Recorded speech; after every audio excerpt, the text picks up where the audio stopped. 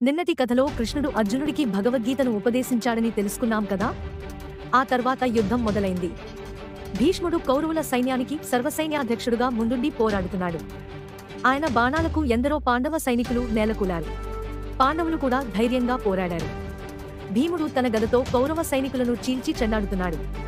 అర్జునుడు తన బాణాలతో శత్రువులను గడగడలాడిస్తున్నాడు. కాని భీష్ముడిని ఎదుర్కోవడం పాండవులకు చాలా కష్టంగా ఉంది. ఆయన మహాయోధుడని అందరికీ తెలుసు. అప్పుడు కృష్ణుడు అర్జునుడికి ఒక ఉపాయం చెప్పాడు. భీష్ముడు ఒక స్త్రీని ఎదురుగా పెట్టుకుంటే ఆయుధం వేడని చెప్పాడు. తరువాత రోజు అర్జునుడు శిఖండిని, అంబ యొక్క పునర్జన్మ, భీష్ముడికి ఎదురుగా నిలబెట్టాడు. భీష్ముడు శిఖండిని స్త్రీగా భావించి ఆమెపై బాణాలు వేయలేదు.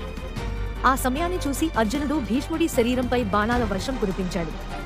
బాణాల దెబ్బలకు భీష్ముడు రథం నుండి నేలకూలాడు. కాని ఆయన శరీరం నేలను తాకలేదు. ఆయన వేసిన బాణాలే ఆయనకు మెత్తటి పరుపులా మారాయి.